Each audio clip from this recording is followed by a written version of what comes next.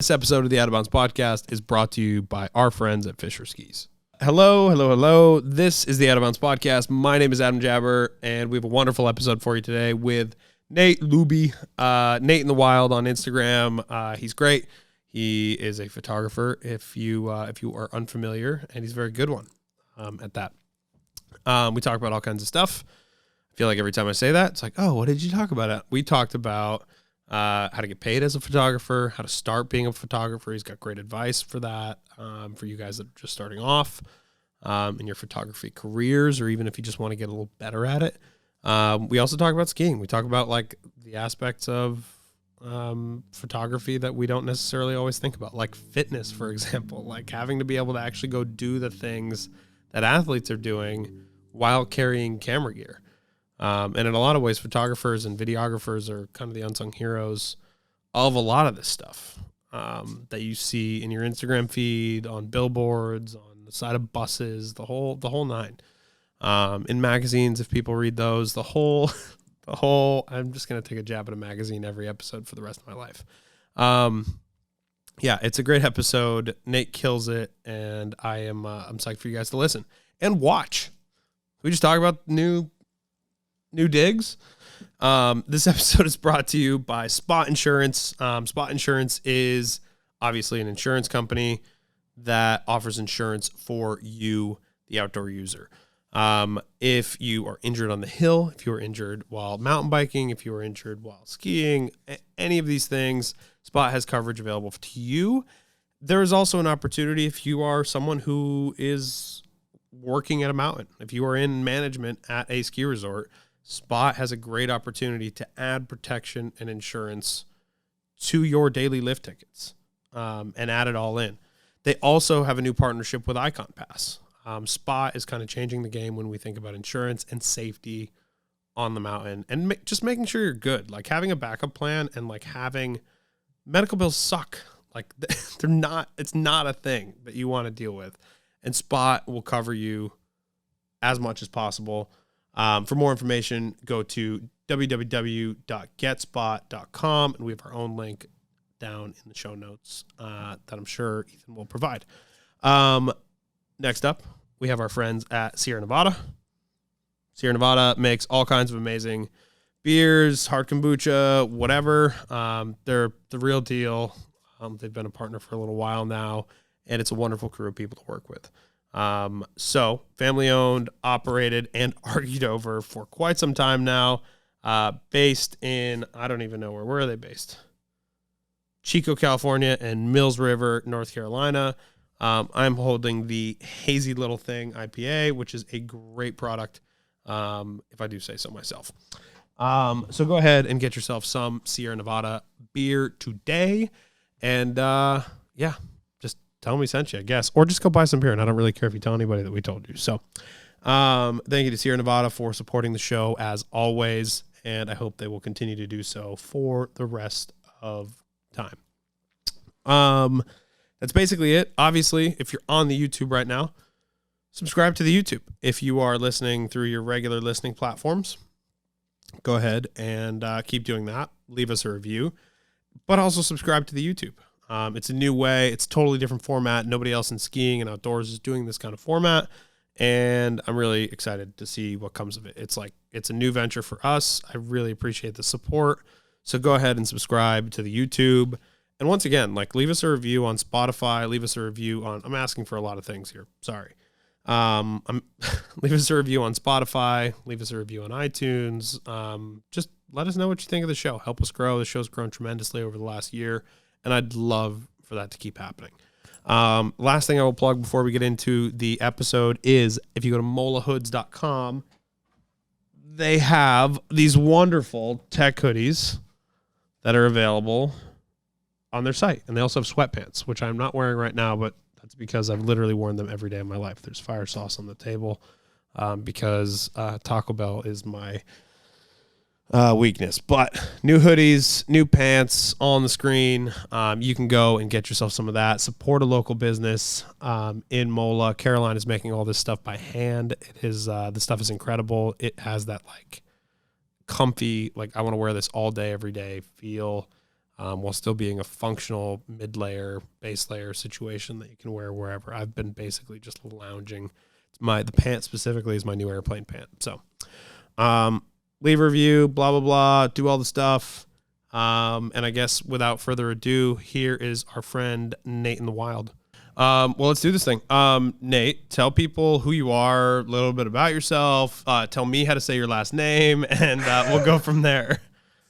I want to hear you take a stab at my last name. My guess was, hang on, let me pull up what my best guess was. Luebbe. Dude, you nailed it. That's exactly right. Really? Yeah, that's like a 1 out of 100. Nobody gets that. What are the common screw ups? Also, I've been thinking about this for 3 days, just so you know. I get a lot of like Luebbe. Okay. When we go to the Olive Garden, my dad says it's a Luebbe.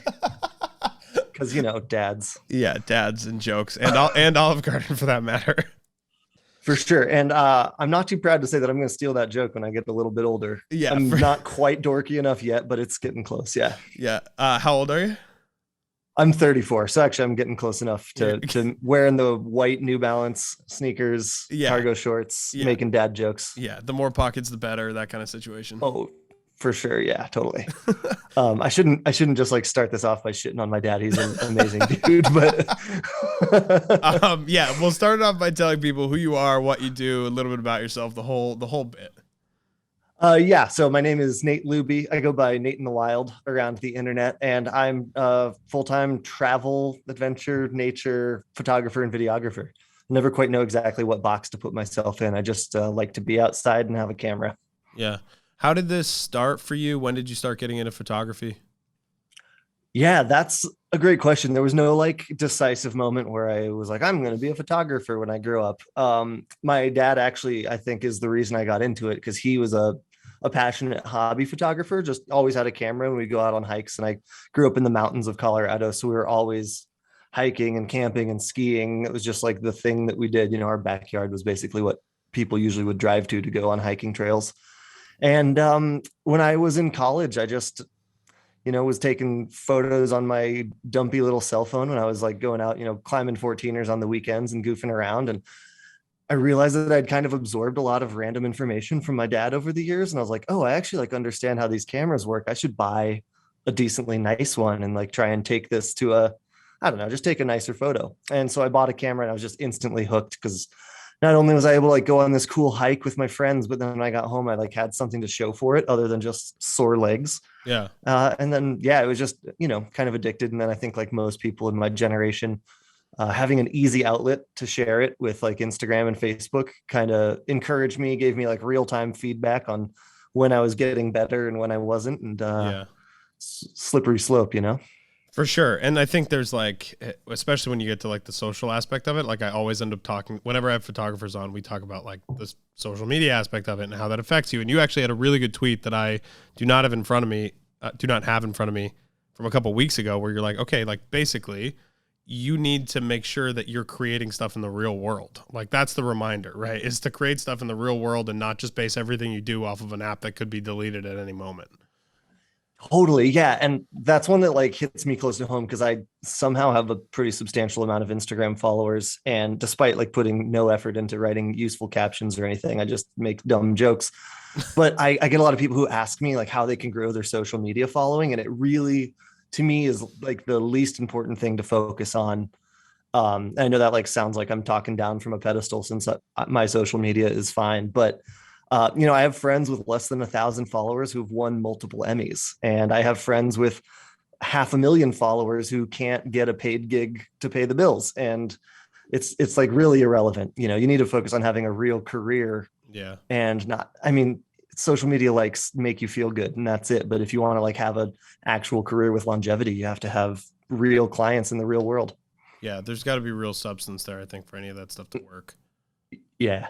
So this is kind of the other thing that I end up asking all the time is, how do you not just become a photographer, but how do you make it your job? How do you monetize that? And how do you start being like, okay, like this is work. How do I make the work still really enjoyable for myself? Yeah, I mean, that's the $1 million question, I guess. And I don't know if there's like a one size fits all answer. I'm still navigating it. I don't have it made in the shade. It's still once or twice a week, get somebody offering to pay me $10 for a photo of chapstick or something. And it's like, how is Or I anyone going to saw say the yes to send this you a gig? tripod. We'll send you a tripod and send a bunch of pictures to them. And you're like, that's not free. Like, that's not free. Yeah. And it's like a $25 tripod. I wish you could see the room I'm in and how many tripods are like right on the other side of my computer. Cause it's like, honestly, at this point, you have to pay me to take a tripod. Cause if I have another one, I don't know where to put it. Right. Like, even if you don't want photos, you just have to pay me for like storage fee to have the stupid Right. tripod. Right. I think, the way that I got to like do what I like to do, because every photographer goes down this path where you want to be like a nature photographer, but somebody wants you to take senior photos or like shoot their Right. wedding or graduation photos. And it's so hard to say no to, because you'll get an offer from an outdoor brand that's like, we'll pay you $50 for a 3-day hiking trip. And you're like, okay. And then some, person's like, I'll pay you $4,000 to work Saturday. And you're like, oh shit, that sounds awesome.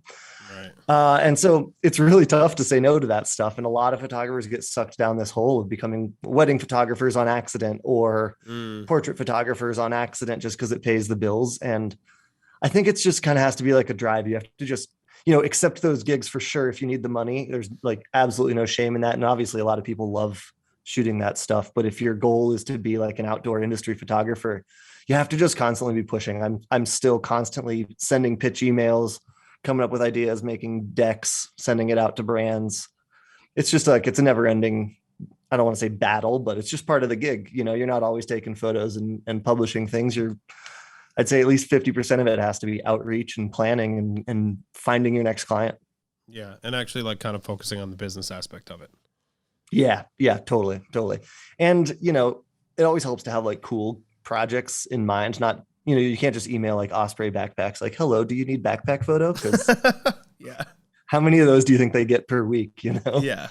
But if you have a cool idea and you're like, hey, I'm going to, backpack all the way across the state of Montana, they're like, oh yeah, this is cool. And just come up with cool ways to set yourself apart. Yeah. And I imagine that once you start to get a few of those gigs that are really cool and you start to build your name off of like the type of work that you've done, it becomes easier, right? Yeah, absolutely. That helps a ton. I was really fortunate. Sierra Designs was the first company that trusted me. And they just like, I had no clients on my repertoire. I sent them a couple photos I took for fun and they liked them and they hired me. And they didn't pay me very much, but I didn't deserve to be paid very much at that point. And yeah, the second I was able to say Sierra Designs was a paying client, that like launched everything. Yeah. Yeah, it's for sure. Like that's actually like, it's funny. I talk about this fairly often, but in the beginning we signed Fisher Skis as our like first real paid client, I guess, if we're calling them that, or sponsor. And it wasn't for very much money. Like it was like, I forget what it was. It was like $1,500, $2,000 a year, something like that. Like it was minuscule money, like barely to the point where you're getting paid for the amount of work that we were doing. But what it allowed me to do was put that Fisher Skis was a paying sponsor, and then you can sell on everybody else. And that's kind of been like when people ask me how to make money doing this, it's like, well, that's kind of it. It's like you kind of got to eat a little bit of shit and knock yourself down from a pedestal and be like, all right, this is where I'm at right now. How can I leverage what this brand is giving me? Totally. Yeah. Yeah. And I mean, honestly, good for you for still sticking with them and not like taking that and immediately going to DPS and trying to add a zero. Well, now they're paying me. Like now they're paying me. Yeah. They're like taking care of me. So I'm like, now it's a different story. If DPS offered me like double the money, I'll talk to DPS still, I am not against like but that's the thing is you should have the conversation with everybody. Like nobody should pigeonhole themselves for any reason. Totally. Yeah. Yeah. It's kind of like a balance, right? My number one sponsor is Sony and I genuinely love their equipment. And like, it's not a crazy amount of money, but it opens so many doors because they're like the biggest electronics company in the world. So just I have a business card that says Sony on it and that's insane. So that's insane. Like if Nikon or Canon wanted to steal me as an ambassador, they would have to write an enormous check, like way more than Sony's ever paid me just because I actually love the brand. I'm like happy to support it. For sure. There's definitely value and loyalty to a brand. And I think that speaks to who you are, whether it's a podcast or a photographer or an athlete, like showing loyalty to a brand, if taking a pay cut to stay with a brand you really feel is important. Oh yeah, for sure. And I mean, don't get me wrong, I'm for sale. If those diet teas want to sponsor me, no, I'm just kidding. Can I ask you something that I have no clue on? And I think it's a Pete Davidson quote at this point, but what the fuck is an NFT, and how do they work, and how do they work in photography? And like, can you explain this to me? You seem like the right person to at least level with me here. Yeah. So, I mean, this is always such a funny conversation because there's like this unbelievably polarized universe where there's people who like won't shut up about NFTs, and then there's other people that won't shut up about them because they hate them so much.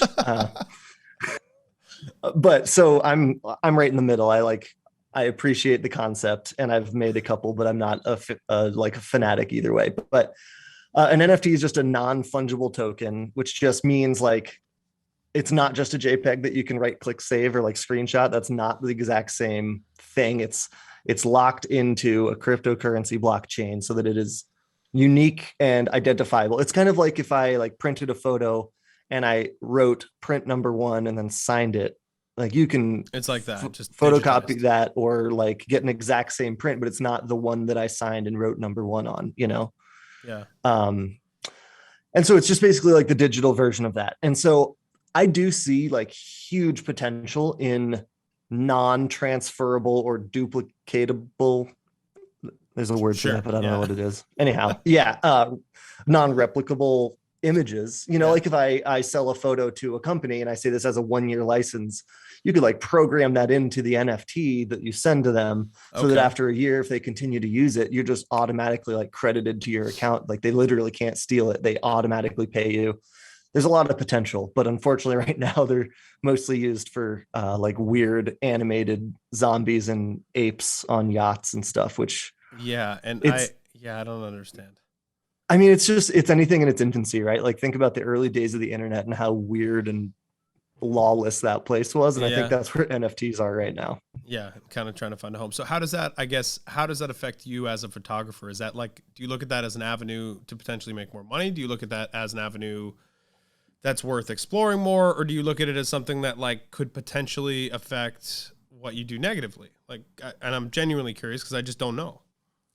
Yeah, I mean, I don't actually see a negative downside other than group 2 that I mentioned before, where like there's some unbelievably angry people who just want to like start fights on the internet. And I've received a little bit of that, but I'm not super into the scene, so it's not like a ton. But I do see it like long term being great. And it was cool when it started last year, because we were just coming out of 2020. Probably not a huge surprise to anyone listening that travel photography took a huge hit during 2020.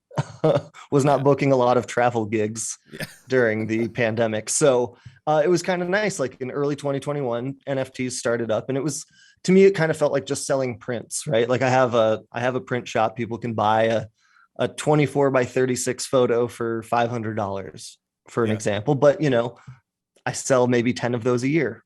It's not something I really focus on a ton, but all of a sudden NFTs came out and people were buying a digital JPEG. I didn't even have to print for like $4,000. And it was like, oh, hell yeah, this is awesome. What? That's so crazy. Yeah. And so I think the way, like the huge proponents of NFTs, they're kind of betting on humanity, like transitioning into the metaverse, which I hate that Facebook has like tried to copyright that whole concept. But I do actually see like, virtual reality is getting really good. We have these cool goggles. We're all already on the internet all the time. So like, I could see that happening. And so these people are basically like, they're trying to be the first to the punch to buy artwork for their like digital real estate. Yeah. And I mean, there's totally a chance in 15 years, we're all completely plugged in, and they're right. And they're like amazing bet, but I am just a dude who sells art. And so if you guys want to bet on that being the future, and in the process, buy a bunch of my photos, let's party. Yeah. All in. And by the way, the website is beautiful. There's a ton of stuff that you can buy on the website, and it's extremely organized. And I think that I give you a ton of credit, because there's so many photographers out there that don't have an organized, functional website. And that sounds like a thing that you should automatically have, but you'd be shocked or maybe not shocked at how many people don't have that. You know what? I think it's funny because people see photographers as like having a great eye for like details and organization, Yeah. but it's really just like I see something pretty and I can take a photo. Yeah. And I have to give credit where it's due. My girlfriend is a graphic designer and she whipped me into shape. And she got the website rolling. Yeah, yeah. I mean, she definitely guided me. I've sent her a lot of screenshots of my website. She'll be like, "That looks stupid. Why did you do that? Move it down." And so yeah, that's been really nice because I 5 years ago was one of those photographers with just a ridiculous website that wasn't very good. I love that. So can I ask you about something that you've probably been asked about a lot? Time Magazine Person of the Year 2006. I'm sure you're tired of talking about it, but I did no research on it.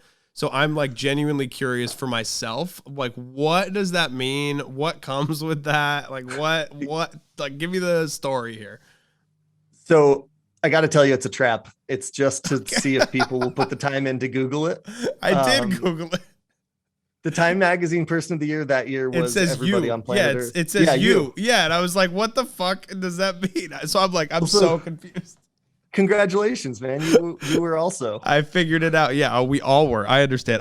It's funny because I had to look up your name when it came up, and then the first thing that comes up is Nate in the Wild. Nate Luebbe is the top nature and travel is at the top of the nature and travel photography game.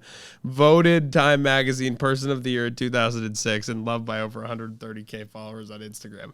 And this is from you. Where's that written? It's written. It's the first thing that shows up if you Google Time Magazine Person of the Year 2006 Nate.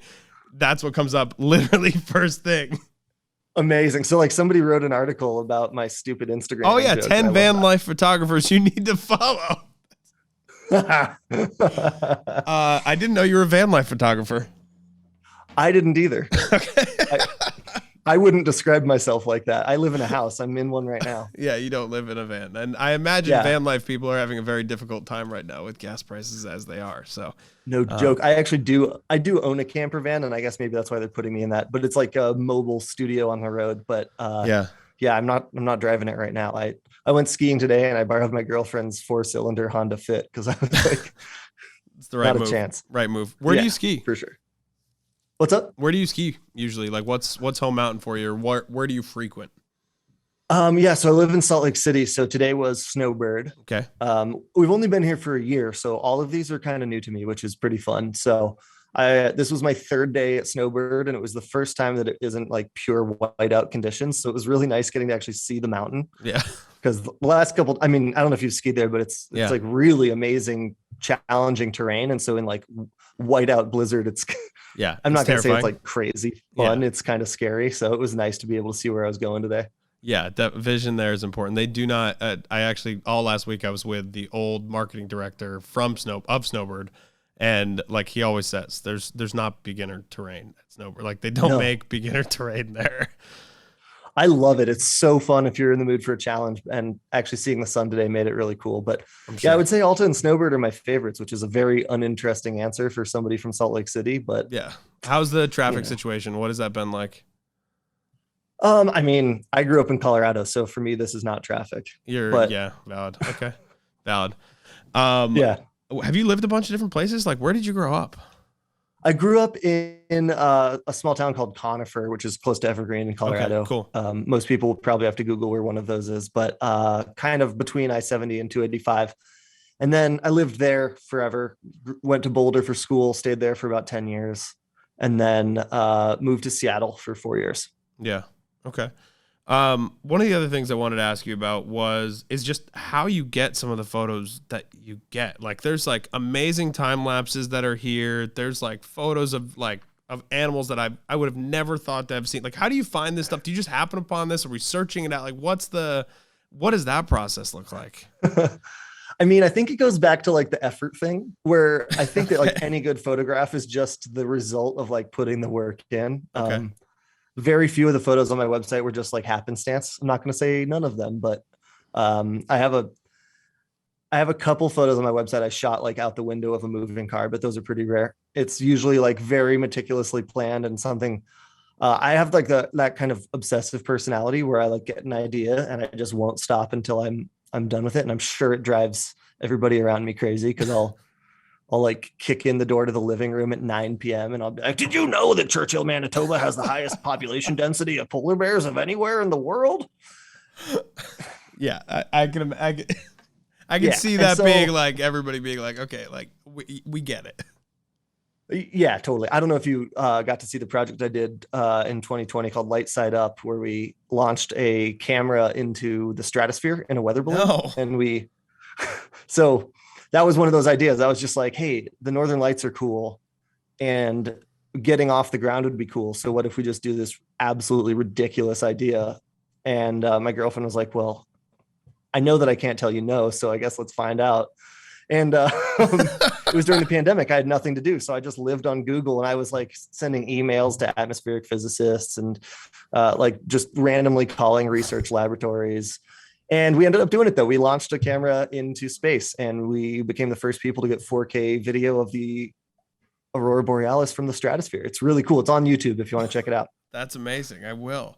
Yeah, and that's actually how I found out about you, was actually first through Twitter. So when I asked, just so you know, just for your own knowledge, I was not clout chasing in any way for your 130,000 Instagram followers. I had no clue until because I had followed you, like you showed up as a suggested to me through something else. And then I've been following you on Twitter for a little while. And I'm like, all right, this guy seems cool. And then I go on Instagram and it's like, oh, cool. He's actually, I'm like asking this person who probably is very busy for some time to fucking just chit chat.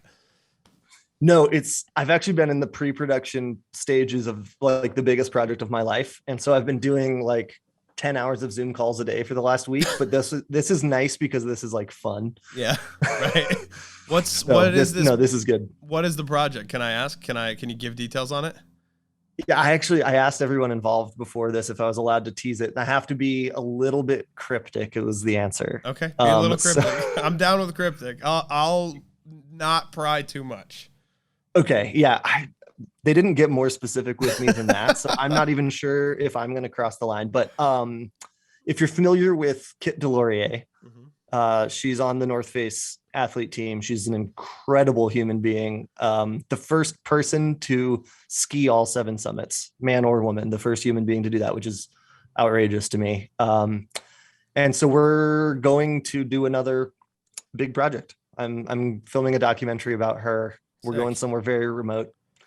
I've been spending like 3 hours a day on the Stairmaster because she is, I think, like 15, 20 years older than me and absolutely will kick my ass. Yeah. So yeah, it's awesome. I'm really excited, very overwhelmed, extremely busy, but yeah. And credit where credit is due. I think photographers never get enough credit for how fit they have to be for these things. Like, I don't know, Jamie Walter's a good friend of mine, and like I'm watching him like ski tour with like Andrew Drummond, who's a fucking monster, while like carrying all this equipment with him and like lugging everything around. And I'm like, he's doing the same shit. He's just carrying all the gear too, you know? So it's like, that's super underrated. Totally. Yeah. I mean, when Kit skied Everest, Jimmy Chin climbed it. Yeah. Jimmy's like the perfect example. Yeah, he was the photographer when she skied Everest, and it was like he did the exact same thing with skis on his back, but also a full size. It was a Nikon D800. It was like a full frame DSLR with the lens. It's just unbelievable. The dude is an animal. I don't want to pull my camera out like at the resort. Like, never mind on shit like that. And obviously different. Like, this is a totally different world, but. Yeah, that's props to you guys. Stairmaster for 3 hours does not sound fun. It's the worst. Yeah, oh yeah, dude. It's miserable. 10 minutes. I go to the gym and I'm like 10 minutes of Stairmaster and I killed it. That's my I'm happy with it. Yeah, I'm going on like a big skin tomorrow because I need to like do it outside. It's one of those things I can hike for like 8 hours and I'm fine, but an hour on the Stairmaster and I'm like, I hope this building collapses. You know? Yeah, for sure. It's completely valid. I had no idea that you were a skier. This is fun. Like, this is a totally different. Like I said, I did minimal research. My research was Twitter today. Oh, sweet. Awesome. I actually bought a new pair of skis today, which is exciting. What'd you get? I got the Atomic Backland 100s. He's sick. They're about 2 pounds lighter than my current touring setup. I love my touring setup, but I was like, for this project specifically, saving even 2 pounds might be the difference between my legs falling off. Yeah. And not. So. Are you doing a full pin setup? Like pin bindings? Yeah. Yep. I was going to ask you what your DIN setting was, but I guess that's kind of irrelevant if we're going full pin. Yeah, I don't. They do ask you, and you like have to make a choice. It's going to be at 9 Oh, for whatever beautiful. that's worth. Yeah, But perfect. yeah, on tech bindings, it's kind of like Yeah, I don't know. yeah. My I don't know. marker kingpins were set to 10 last year, and I double ejected just like cruising through powder Yeah. like it was nothing. I don't know. It was so Yeah, confusing. that binding is the din setting on a marker kingpin is basically like a suggestion. It could be this. Like it might be 10, like Totally. And I had them on the first generation of the Weston Grizzly, and I don't want to like talk smack on Weston, but that thing was like a wet spaghetti noodle. for And so sure. I think it just like I hit something in powder, and I Right. think the ski just like fully flexed out from under me, and I just was airborne full Yeah. Superman. It was great. Holy shit. We should talk about backpack speakers. How do we feel about backpack speakers? A gift from God handed down on high. Dude, I have a lot of DMs. People are very angry at me on Instagram about like having opinions on backpack speakers. And I'm like, I did not think that this mattered. Are they pro backpack speakers? I mean, everybody in the comments is against backpack speakers. Everybody in my DMs is mad that I'm shitting on backpack speakers. It's like being a racist. They don't want to publicly come out and say that they're in favor of backpack speakers. Oh, that's the fucking quote of the fucking interview. If you are backpack speakers are like racist. Like those people are the same. Honestly, you can quote me on that. I don't give a shit. Yeah. Yeah, I mean, you did already say you hope they fall in a tree well, so I mean it's like that's on the internet too. I mean, like, listen, they know that it's shitty, or they wouldn't be secretive about it. Like if they can't say it in public, they know that they're being jerks about it. So like the fact that they feel the need to DM you instead of drop a comment tells you that they know they're being a-holes. Yeah. Which sums up the backpack speaker debate right there. Yeah. The outdoor industry has a lot of things that are very like more niche than the industry itself. Like they're very like everything's kind of a little like touchy-feely, and it's always been very weird to me, but that was one that I was like, I didn't even expect a reaction to this, never mind like a bunch of people being like 1 headphone, 2 headphones, fuck everybody. Like it's just like, and maybe it's just the phrasing of the question, I have no idea. It's a bizarre thing that people carry a backpack speaker in general. I know. I did see a couple of the responses where they were like 1 headphone because you don't want to have both in so that it's too dangerous. Like, so one, you listen to music, the other ear. I was like, oh yeah, that makes a ton of sense to me. And that's like, I don't mind people listening to music. I just like, it's so selfish to assume that everybody around you wants to hear the same song. Oh, in mountain biking too, by the way, like it is like, I can't even imagine. Like if I see someone on the trail mountain biking with a speaker attached to their bar, I am punting that shit into the moon. Like there's no ifs, ands, or buts about it. It is it's an insane thing to think is just okay. Yeah, absolutely. I mean, it's also like there's a lot of egotism there. It's just like my music selection is flawless. Yeah. What? Like I have a lot of friends who honestly thinks that way. I have a lot of friends that think that way, and they send me their playlists and stuff, but they don't put it. There's a new level when you're like, here's a speaker, you're forced to listen to it. Yeah, exactly. Especially when you're already like 8 miles from the trailhead, and it's like, dude, you don't think that I came out here to listen to your weird Avicii remix, right? Yeah, like, dude, I'm gonna take your skis off and throw them in the woods. Like, it's amazing. Anyway, while we're shitting on people, and that's also, by the way, all of these are said in jest. Like these are jokes. Like people need to understand that like I don't hate you if you wear a backpack speaker. I just think you're being selfish and maybe you don't know that, right? I think it's always important. Yeah, totally. Because everybody's always like, why do you even care? I don't really care. It's just that like if you're in my view, I'm annoyed with you. Like I'm annoyed on the trail. That's when I care. In general, I don't really give a fuck what anybody does when they're like not immediately in front of me. Totally. Yeah. It's like if somebody cuts you off in traffic, like I'm going to yell something through my windshield. I don't actually mean it. I'm just like, you're being a jerk, yeah. They stop and roll down the window. I will not say the same thing I just said again. Yeah. No, I'm way too much of a coward for that. Yeah. How many times are they like, get out of the car? I'm not getting out of the car. No, thank you. I'm also no way. Like I'm good. No. My dad actually is the get out of the car guy. And I'm like, Dad, just like, don't just leave it alone. Like he doesn't actually want to fight. He's like, he's not expecting you to get out of the car. Don't get out of the car. Just fucking relax. Amazing. Relax. Anyway, Can I ask you how you build relationships with brands so that they want to hire you again? I think that's one of the things that needs to kind of be talked about from the photography perspective is like, how do you continue to get work, right? Everybody can get work once, but how do you get work time after time? I mean, I think it comes back to just like having cool pitches and then like executing your work nicely.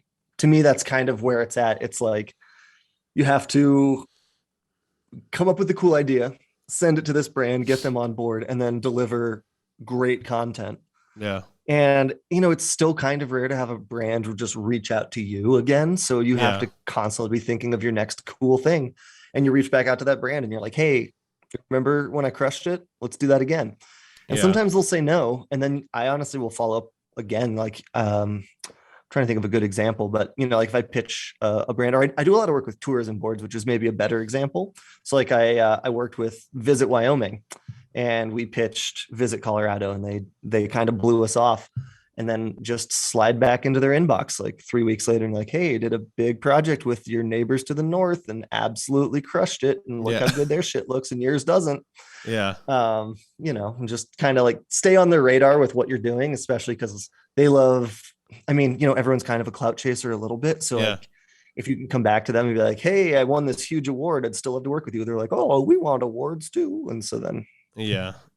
I have an ego problem for sure with this kind of thing. So like reaching back out to me, I'm always like, if you don't want me on number one, then fuck you on number two. But I feel like that's the wrong approach for so many things. And honestly, like I say this, and then I don't do it. I do exactly what you just did, where I'm like, hey, it's actually like maybe now's a good time, but it's like it takes me a year to get over it, Oh yeah, you got to just look at it like the ex-girlfriend you run into a year later. Like you want her to be jealous and feel like they missed out on something. That's a good, that's maybe the right way to look at it. Is like, all right, like who won? I won. Like this is good, right? Like we're doing good things, and what are you guys doing? The same thing. Totally. Yeah. It's like I was pitching you to create Instagram content and you said no. Well, now my shit's on a billboard. I bet you feel like you fucked that one up, huh? Yeah. just come out. I mean, maybe phrase it a little more professional. A little, yeah, be a professional still. But that is kind of the concept. It's like, they want the best they can get. And so I just like to remind them. I mean, also you have to keep in mind, it's like the content director for Patagonia probably gets 800 emails a week, maybe a day, of people who are just like, I have a camera and I go hiking. Can I hike with the camera and your jacket? Right. And so like, you have to just constantly ping them. Once they know who you are, there's no shame in reminding them, because like their inbox is a disaster and their brains are probably half melted. And so like, you have to just stay at the top of their list. Right. And very underrated at the fact that like you're talking to a lot of times you're talking to one person that's running a handle, right? Even as big as Patagonia, it's like if you're DMing somebody, it's like a lot of times you're getting the same person, right? Like very totally. Seldom. It's like the outdoor industry is small enough where, okay, you might make a connection, and that connection, you'll have that connection through 5 different brands throughout your own career, right? Like they'll move around. So like being good to people at the same token is really important, right? And not like just killing the relationship, which I'm like, I'm working on being better at, I think. So. Yeah. I mean, it is easy to do. Sometimes you get so grumpy. All the other guys in the studio here, like all the other hosts and everybody else are like, they hate when I do. And I'm just like, it's just because like, this is a thing that I built. Like I feel very attached to it. And then if somebody says no, I'm like, And with photography, it would be even worse, I feel like, because it's even more personal. It's a shot that you took and you're like, this is my work, right? Yeah, totally. Although it's there's a mixed bag, because sometimes like somebody says no to it and then you end up getting a project funded and you get to like go do it anyways. But It hurts when like you need $10,000 to make a project happen and you get 5 and then somebody says no to the remaining 5 and you don't get to do it at all. Yeah. It is kind of tough to get over that sometimes. Yeah. So I had Peter Cirilli on. I don't know if you know who this is or not, but he's a Vermont-based photographer. He's great. He's an amazing young photographer. And one of the things that he said that I was surprised at was that he changes his rates based on who the client is, right? Like he changes what he charges per day rate based on like, okay, if it's a snowboarding thing, I'm good at shooting snowboarding. I like it and I know where their budgets are at, right? versus Totally. going and shooting he shot a commercial for like Philips, like light bulbs and electronics and shit like that. And I'm like, okay, so obviously there's a big difference here in what you charge a company like that versus what you charge like a random snowboard company. Do you approach it in the same 100%. way? Oh yeah, for sure. And it both varies on like the size of the company and my own interest in the project. Okay. Like when Sony licenses an image from me, it's a higher rate than uh like Weston Backcountry, which is Right. like a small, ski manufacturing company in Minturn. Obviously, like their budgets are different. You just can't charge them the same rate. Yeah. But simultaneously it's like gosh, what's a good example? I mean, like Weston was great because I loved skiing. I was just excited to like get out and go skiing, and like Yeah. that day of work didn't pay very well, but it was like I went touring for 12 hours with some friends in the Tetons. Right. It's like a good day anyways. You almost would have done that for free without your camera. Like that would have been a day you would have done and just not worked, right? Totally. Yeah. I mean, I probably still would have brought my camera even. I would have like, I go touring and I bring my camera. So it was like this just was like instead of taking photos of my friends, I had to be more like, okay, now turn the logo towards me. Right. But it's like a minimal extra amount of work, Right. And so there's a lot of, I actually just did a project in January that paid almost nothing. And it's a good example of like, it was just too cool to pass up. And it was with the United States Agency for International Development. They were working with the country of Georgia, which shares a border with Russia. Stuff about this. Okay. Yeah. And so they flew me and a couple other people to the country of Georgia. And we were in the Caucasus Mountains of Georgia, Caucasus. They say it in their language. So I don't know exactly how Caucasus Mountains. And it was like some of the sickest skiing I've ever done in my entire life in a place that I've never been. I skied in Europe and Asia on the same day because the helicopter dropped us off on top of a mountain that was the dividing border of the continents. And I was like, how tight is this? That's insane. Yeah. And then they were like, oh, we'd like to take you to that mountain, but it's Russia now. And then we kind of laughed, but now like a month later, it's like, oh, that's a thing they do. Yeah, that's a problem. Maybe don't get stuck there. Yeah. But, that was like it paid nothing. And I was gone for like 2.5 weeks, but man, it was awesome. I added a bunch of cool photos to my portfolio and just, it was really cool. I'm really glad I did it. Yeah. But, they didn't have the money. Right. And I get that. And that's total. And I think most people will understand that. I guess I spend a lot of time like talking about like, okay, from the athlete side, don't do shit for free. Like stop doing shit for free. Right. Because you're killing everybody. And I imagine photographers is the same situation. And I have the same issue with like hosting a podcast. I'm like, look, you need to understand what your value is and what your target audience is and all this stuff. And at the same time, I don't want to sound like the person that's like, don't do what you love. It's like we're all already doing this because we really enjoy it. It's just not getting taken advantage of because of that love and affinity towards what we're doing. So yeah, totally. And like if you're brand new to photography and you're not sure you're going to be able to deliver quality photos, I don't think there's anything wrong with like doing a gig for exposure. Yeah. No, for sure. If it's new, if you're new. Yeah. And I'm sure people will hate me saying that, but realistically, it's like you shouldn't charge until you are comfortably able to deliver every single time. And, like if a company like Patagonia will send you a free jacket in exchange for a photo, you can say Patagonia as a client. They paid you with a jacket. That's a great start to your career. And I think it's awesome. And if you don't get a good photo out of it, then they're not going to like sue you for failure to deliver. Right. And then work your way up. Once you feel like you're crushing it, then definitely know your worth. Charge big bucks to companies like Patagonia and little bucks to the, small handmade fleeces that come out of Leadville. Yeah.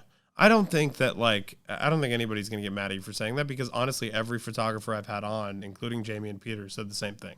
They're like, look, like until you're good and you can like guarantee not missing the shot, then you can start charging and be like, okay, like I'm going to get the shot. I'm going to get stuff that's worth money to you. Like this is a two-way street.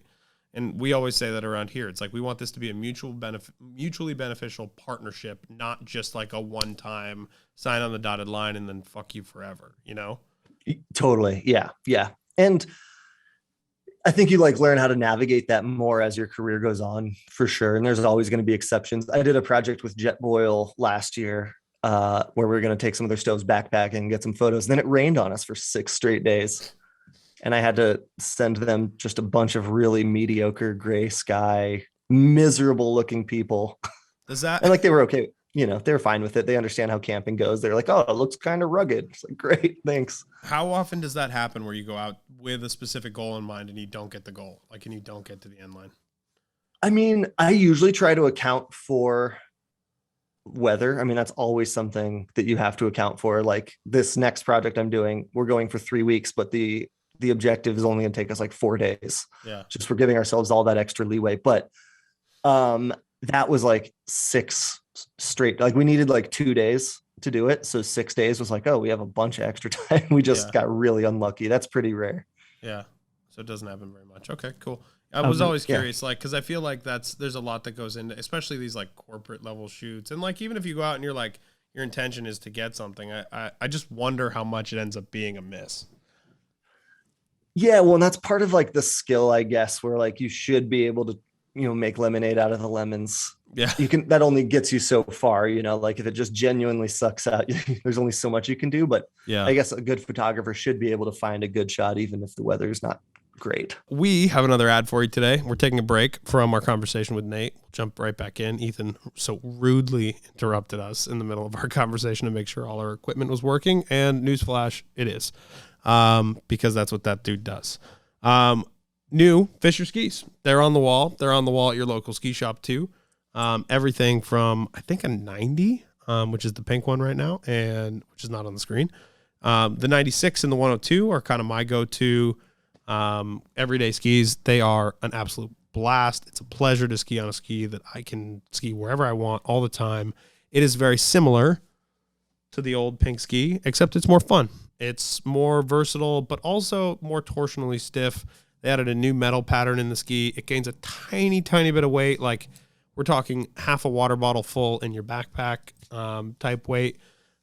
Maybe not even that much, actually. That's probably blowing that so hard in terms of weight differences between the two. I believe they said 200 grams. But anyway, new line of skis. They look amazing. How can you go wrong when you make colors as simple and as clean as this? The 102 is the one that I am primarily on. It is Celeste Ski Gang and Navy Ski Gang. We're going to think of better marketing tools down the line for the wonderful people at Fisher. But right now, if you get the opportunity to ski the skis this spring, do it. It is something you will not regret.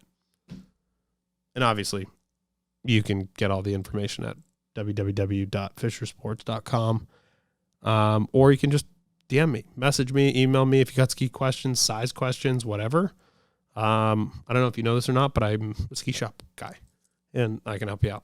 So that's that. Thanks. Back to our conversation with Nate. Yeah. So what I was going to ask you is how, and maybe this is too generic of a question and too cookie cutter of a question, but like somebody's looking at you as an inspiration for photography. How does somebody get better, right? Like that's one of the things that I don't necessarily understand is photography and how you progress with photography and figuring out like what angles to use, what lighting works, and all the different kind of tricks that you kind of have figured out over time. Like I don't understand that. It's a different language to me. So how does somebody start to learn that language? Yeah, this is actually like my favorite question. I'm definitely going to go on a rant here. I love this question. It's like it speaks to my core because I stumbled on this on accident and it like really made a huge difference for me. But I mean, at its core, like the very fundamental level is just you have to take a stupid amount of photos, which is not a helpful answer, but like you just have to get out and practice, take 1,000 photos, go on a hike and just shoot a ton of photos. And then, I mean, try to be deliberate about it. Like, think about your shutter speed and your aperture and your ISO and like think about your composition or whatever. But like you'll get home and out of those 1,000 photos, you might have like 2 good ones. Yeah. And you're going to go out next time and you're going to do it again. And out of the 1,000, you might have like 4 good ones. Like it's so easy to look at that and be like, wow, I have 996 awful photos, but that's the wrong way to do it. Right. Like you're improving, like you doubled the amount of keepers. That's awesome. Yeah. And then it's important, like when you're looking through those to look at the ones like those 998, 996 photos, look at why you don't like them. Is it underexposed? Is it out of focus? Is a tree branch looks like it's coming out of the dude's head, and like pay attention to the details of, I did that so much where I was like, I'm going to take a photo of my friend standing on this ridge. And it would look like the river was like coming out of their leg. And it's just weird things like that. I had to train my eye to like look a little bit more holistically at the image. Um, but then I think the most important part, and this is like what I get all excited about, and I tell people, I teach a lot of like workshops and stuff, so Yeah. I like teaching, and this is one of the number one things I like to send people home with, is that you should don't just look at those 996 bad photos. Look at the 4 that you like and tell yourself why. Because for me, the improvement is way more important if you have something that you love and you're working towards it rather than running away from something that you don't like. Mm-hmm. Kind of And like so, and doubling that down. doesn't have to be your own work either. Like I scrolled through Instagram and I would see Callum Snape or Jimmy Chin or Chris Picard, and I'd be like, wow, that photo is insane. And don't just like double tap it and then move on. Like think about why. What's his composition? How did the lighting work? Like where do you think he was, like in a helicopter, or do you think he was laying down in the ground? Did he climb up a ridge and let the people ski past him? Like, think like get yourself a target to work towards and something to emulate rather than just, I see a lot of beginning photographers that just pick themselves apart. Like, oh, all these photos are bad. I suck. And it's like, sure. Yeah. To be fair, I still take a bunch of shitty photos all the time, Yeah. but look at the good ones, work towards something great. Yeah, I think that's really good advice. And I think people also start like with really high expectations of themselves too. Like, and I think maybe it's because they think it's easy, right? Like they think like, oh, you have a camera and now I point and shoot. And like, and granted, cameras have come a long way. They're really good right now. Like everybody can get one good photo maybe out of 1,000. Like I think is a reasonable maybe not everybody, but out of 1,000 is maybe a reasonable expectation. And I think people just start with this goal of like, oh, I'm going to shoot action photos and like have no idea any of the things that go into shooting an action photo, right? Or like shooting a nature photo or like shooting a landscape, like no clue what the differences in those things are. And I think paying attention to that must be really important too, right?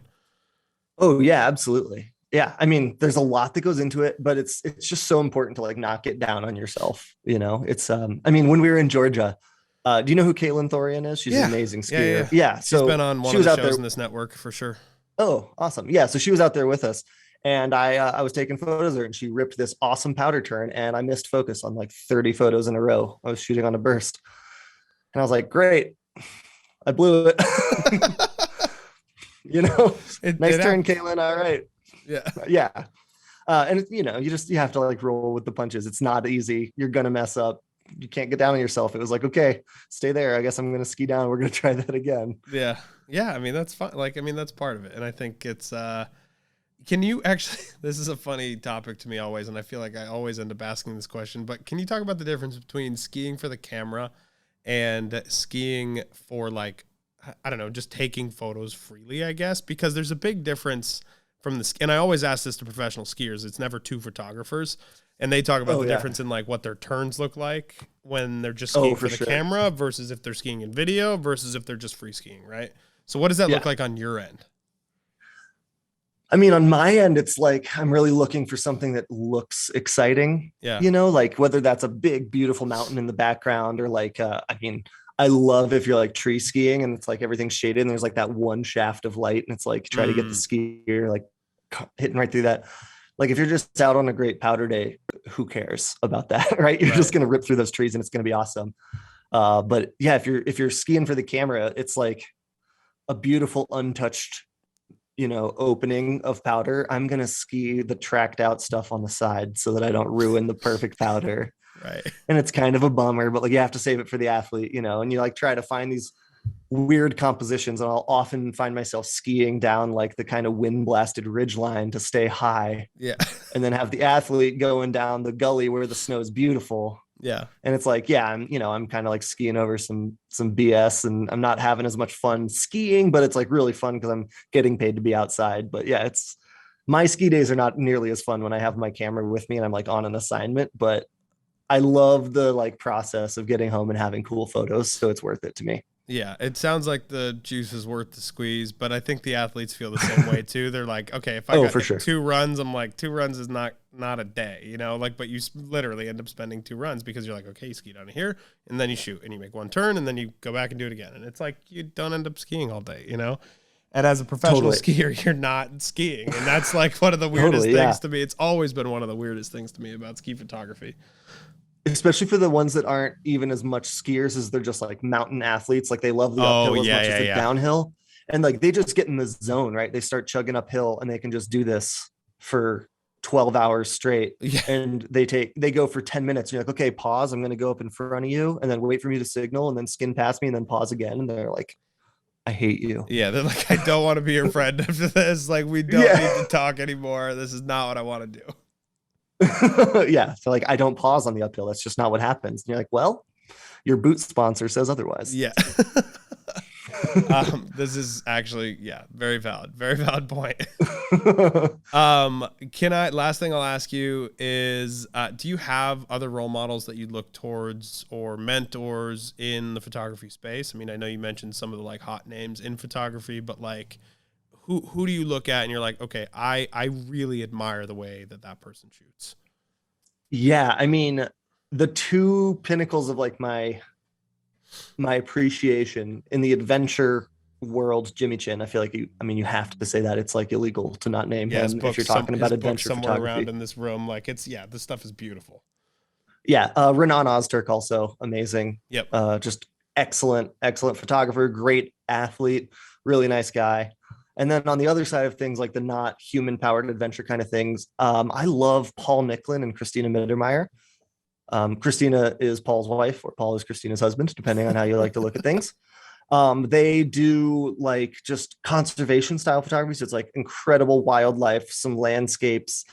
Christina does a lot of like humanitarian style stuff, which is really cool. It's something that I never do. So I don't have any experience with it, but I just really appreciate, they have such established careers, but they'll go to like, destitute local economies in third world countries, and they'll use their photography to like help benefit that area, or they'll go to Antarctica to like share the story of climate change. And beyond their work being absolutely beyond reproach, like flawless artists, I think they're like good people doing good stuff.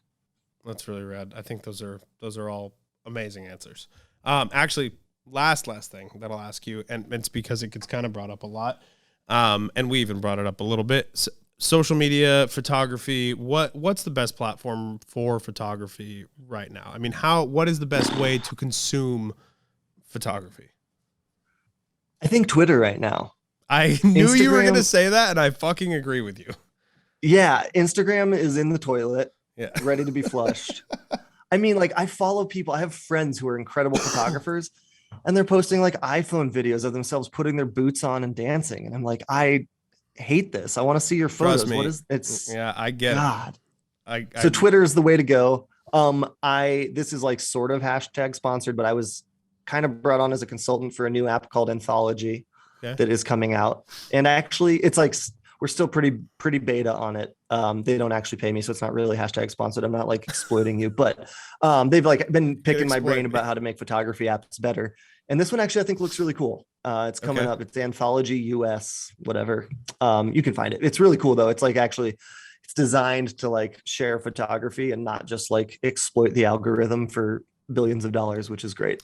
Yeah, good photography doesn't work on Instagram. Like it doesn't like sometimes you get it and you hit it at the right time and it's beautiful and it's like an exceptional photo that people engage with, but Instagram is it's people have heard me say this 1,000 times, but it's trash. It's like all I'm doing on Instagram is like trying to figure out how to hack the algorithm all the time and like get my shit to the top so that people will see it, right? Like that's all it is.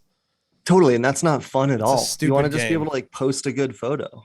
Right. I'd like to just post interviews. I'd like to just post like content from people that I interview. But instead I'm like 2 days a week I got to make fucking memes or quote a tweet and like put it on Instagram, and that stuff gets engagement through the ceiling versus like I'll post a beautiful photo from a friend or from like somebody that was on the show and it'll get like 1/10 of the engagement as one of those other things. And it's a bummer. Yeah, it's so disappointing, isn't it? Yeah, I've posted like a photo that I thought was the best work of my whole career and it goes nowhere.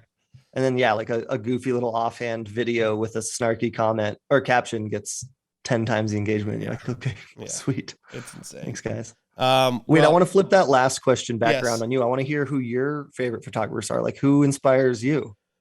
Honestly, it's mostly friends. Like, it's mostly people that I know really well. Like, and I've seen work kind of. Like, I really like Brooks Curran. Like, he's amazing to me. Jimmy Chin is like... Jimmy Chin is the answer. Like if we're being totally honest, sure. Chris Burkhardt is great. Like those dudes are both like at the pinnacle, but I really appreciate like Blotto and Peter Cirilli. Like those are like Cirilli especially like has a different view on the way that he shoots photos. And like, if you haven't seen his work, you definitely should check it out because I'm checking it out right now. Okay, All right, how do you spell his last name? Cirilli.